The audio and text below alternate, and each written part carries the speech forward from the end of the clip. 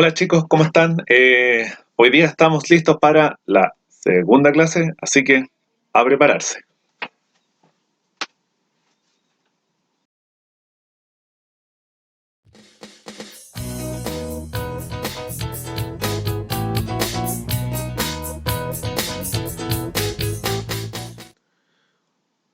Bueno chicos, la clase de hoy está relacionada con lo que ustedes tienen acá, con los castillos, con las cruzadas, con los caballeros, que es la época de la Edad Media. Específicamente, nosotros vamos a hablar sobre la segunda parte de este periodo, que es la Baja Edad Media. La Baja Edad Media es un periodo bien importante debido a que gran parte de los cambios que nosotros vamos a ir viendo ahora en esta clase van a servir de base para lo que vendrá después, que es la Edad Moderna. ¿Ya? ¿Qué veremos hoy? Vamos avanzando. Los grandes cambios que van a ocurrir en el continente europeo, los cambios que van a sufrir las ciudades, el comercio, el poder del rey y la crisis durante el siglo XIV. ¿Cuál será el objetivo? Reconocer los principales aspectos de la Baja Edad Media. Entonces, de esta forma, vamos a comenzar con la Baja Edad Media. Uno de los motores de este cambio va a ser la actividad de la agricultura. Durante el siglo XI y el siglo XII van a ocurrir una serie de adelantos que van a permitir que esta actividad se desarrolle de mejor manera, lo cual va a llevar a tener mucho mayor producción de alimentos y por lo tanto la población va a sufrir sus efectos. Primero, mejor alimentada, una población vive más y crece también más, lo que nosotros conocemos como crecimiento demográfico. Pero también la sobreproducción va a llevar al aumento del comercio, una mayor demanda porque también hay mucho mayor población. Si ustedes recuerdan, en la época feudal, los feudos eran autosuficientes, o sea, producían para sí mismos y por lo tanto el comercio había bajado bastante en las zonas del continente europeo.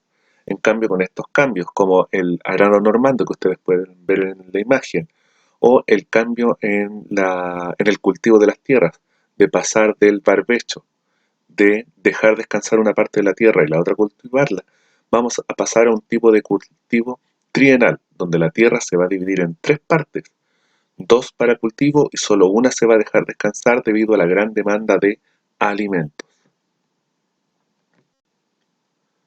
Gracias entonces a las mejoras que va a sufrir la actividad agrícola, el comercio también va a comenzar a extenderse. Si ustedes recuerdan, durante la época feudal, el comercio se había estancado. Una, por el funcionamiento en sí del feudalismo, pero también por la inseguridad debido a las invasiones.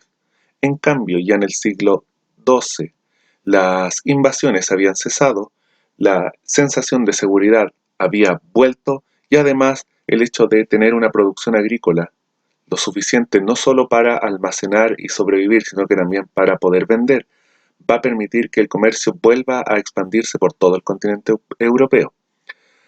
Fruto de ello también las ciudades van a empezar a crecer, sobre todo las cercanas a las rutas de comercio, y se organizarán distintas ferias y ligas donde llegaban productos desde todas partes de Europa. Ustedes ven aquí en el mapa, donde está el cursor, las distintas ligas de ciudades que se van a organizar en torno a las rutas del comercio. Así como el comercio comienza a resurgir nuevamente en Europa, lo mismo va a ocurrir con las ciudades. Las ciudades van a comenzar un paulatino crecimiento en su población.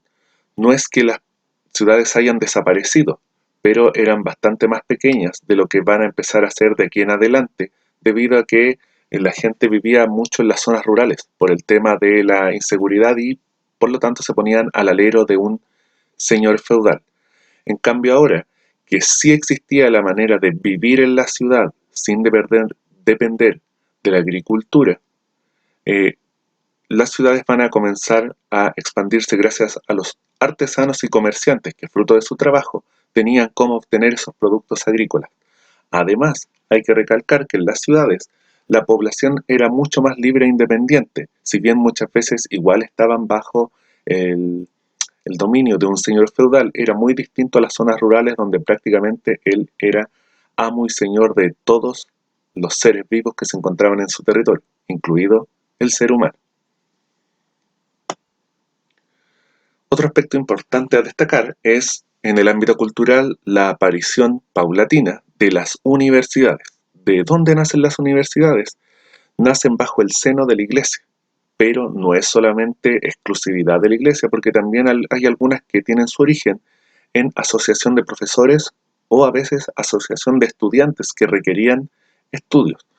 Cuando parten las universidades no eran exactamente como las universidades actuales, pero sí van a permitir el renacer de la cultura y las artes. Algunas de las universidades que van a partir en esa época y que hasta el día de hoy son muy reconocidas, las tienen ahí: la Universidad de Oxford en Inglaterra, París en Francia, Bolonia en Italia y la Universidad de Salamanca en España. ¿Qué ocurre con el poder en esta época? En realidad, existían los reyes, pero los que fundamentalmente gobernaban eran los señores feudales. A partir de los cambios en el siglo XI y XII, el rey va a recuperar paulatinamente ese poderío. Uno, tienen que ver las cruzadas, que debilitaron a los señores feudales, ya que muchos de ellos fueron a combatir por Tierra Santa y jamás volvieron, y también por el tema de la seguridad y el retorno del comercio. El sistema feudal, que le había quitado muchas veces el poder al rey, va a comenzar a decaer. Esto va a permitir que el rey retome su antiguo poder, empiece a someter a la nobleza y vuelvan a reinar sobre sus territorios, pero esta vez efectivamente. Bueno, todo eso va entre el siglo XI, XII y XIII. El crecimiento de la población, las mejoras en la agricultura, vuelven a aparecer en grandeza las ciudades, florece el comercio, las artes, el tema cultural a través de las universidades, los reyes empiezan de a poco a tomar nuevamente el poder, pero vamos a tener que durante el siglo XIV ocurre una serie de desgracias en el continente europeo, que es lo que terminó dándole la fama de la época oscura. Para eso nos vamos a mover otra vez a la diapositiva y nos vamos a la crisis del siglo XIV. La llamada crisis del siglo XIV tiene su origen en un problema climático. Al parecer, hubo una baja repentina de la temperatura, lo que provocó malas cosechas, hambrunas y, ustedes saben, alguien mal alimentado no va a resistir muy bien las enfermedades. Empieza una serie de epidemias, pero sobre todo, la más conocida, es la peste negra, porque va a llegar a matar a un tercio de la población del continente europeo. Aquí ustedes ven en la imagen, por ejemplo, los médicos de la época de la peste, y que trataron de combatirla de manera infructuosa.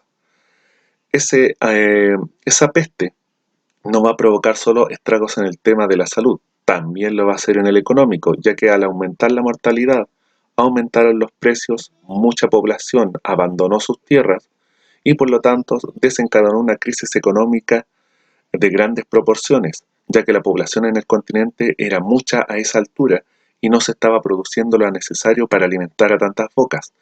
Los enfrentamientos entre el noble y el rey por el poder va a llevar a una serie de conflictos, de los cuales el más conocido es la Guerra de los 100 años. Además, presionado por esta crisis política, comienza el aumento de los impuestos, el descontento popular y empiezan las revueltas y persecuciones, llevando a una grave crisis social. O sea, todo lo que se había avanzado desde el siglo XI, XII y XIII se va a venir abajo durante el siglo XIV. Listo, chicos, de esta manera terminamos la clase de hoy, cortita, con eh, los puntos necesarios de la Baja Edad Media, ¿ya?